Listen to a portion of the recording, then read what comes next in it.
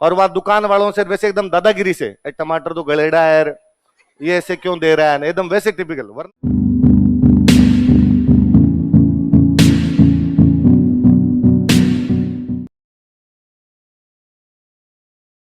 ये भी ना, मैंने एक दिन आपको पहले ही बताया था, आपको पता नहीं अचरज की बात कैसे लगती, दुनिया की सारी महिलाएं घर में ही रखती है यार घूंघट।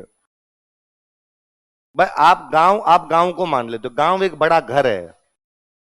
ना भाई। घर का मतलब हुआ जिनको हम जानते हैं उनसे घूंघट किया जाता है, क्योंकि गांव में चाचा ताऊ आसपास में रहते हैं, उनके घर है आसपास में, इसलिए गांव के अंदर जब निकलती है तो क्या करती है, घूंघट। वरना मैं हमेशा ही कहता हूं कि ग्रामीण से ग्रामीण, टिपिकल से टिपिकल महिला को ऐसी जगह ले जाओ जहां पर उसको कोई जानता नहीं, वहां पे करती है घूंघट, बात खत्म हो गई। तो मैं घूंघट वाला, तो मैंने उस दिन ही आपको पहले बताया था कि घूंघट प्रथा है ही नहीं, घूंघट प्रथा तो वैसे ही खत्म ही हो आ गई है, अब तो केवल नाम नाम बचे, सार्वजनिक स्थानों पे कोई घूंघट होता ही नहीं है। तो ये कई बीच में 100 किलो सरकार ने चलाया था कि पर्दा प्रथा बंद करे, में कहां होगी तो करोगे बंद, कहां दिख रही है, कौन से आपको सार्वजनिक स्थान पे दिखा? आप जीटी डब्ल्यूटीपी किसी मॉल में बाजार में घूमिए, किसी लोकल बाजार में भी घूम लीजिए, और वहां कितनी महिलाएं घूंघट के अंदर घूम रही है वो देख लीजिए, अपने आसपास में देख लीजिए। मैं तो वो हमेशा एग्जांपल देता हूं कि मम्मी पीहर जाती तो मामा जी लेने के लिए आते, तो पहले हम छोटे थे तब तो मामा जी लेने के लिए आते, मैं थोड़ा बड़ा हो गया, 9th-10th के अंदर आ गया, तो मम्मी ने कहा कि अब तो तेरे मामा जी नहीं, मामा जी फौज में थे तो कई बार छुट्टी मिलती, कई बार छुट्टी नहीं मिलती, तो इस बार तो तेरे मामा जी नहीं आएंगे, तू ले जाएगा, वहां ले जाऊंगा, तो उसके सामान ही तो उठाना है, बस मैं बता दूंगी तेरे को, इससे चेंज करके ये बैठनी, इससे चेंज करके ये बैठनी, ठीक। तो हम ठेठ उधर बैठते भाई, बॉर्डर से बैठते, तो वहां पास वाले कस्बे में वो लेके आती बस, तो मम्मी उसमें पूरा घूंघट निकाल के वैसे बैठते। अब वहां से कस्बे वाले से हम बीकानेर वाली बस चेंज करते, बीकानेर वाले चेंज करते, मम्मी मेरे से पूछती कि देख देख तेरे पापा को जानकार है क्या?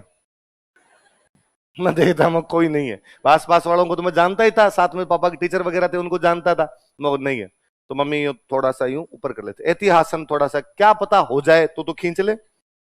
नहीं है तो रेडी है आराम से। बीकानेर आते, बीकानेर से आगे हम आगे वाली बस पकड़ते, तब मम्मी वापस कहती एक बार और देख ले,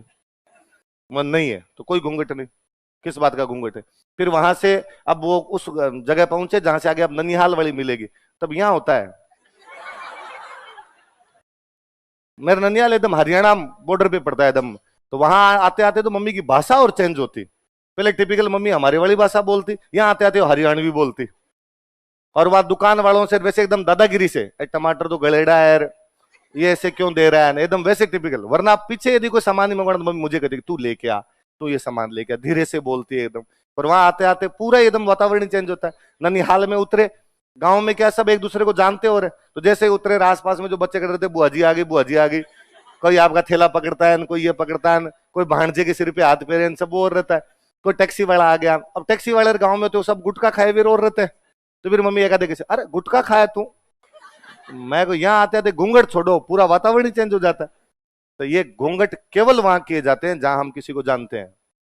तो ये मेरे तो यही नहीं समझ में आया कि इन्होंने इफेक्ट बना कैसे दिया, तो भाई घर में ही रखेगी, घर से बाहर मजदूरी करने के लिए जो जो महिलाएं जाती है वो कहाँ घूंघट रख पाती है? कोई फैक्ट्री में जाती है महिलाएं, वहां घूंघट रखती है? घूंघट रखेगी तो फिर काम कैसे करेगी? तो आप हंसा मत करो इस बात पे, आप भी लड़कियों घर में ही रखोगे, घर से हाँ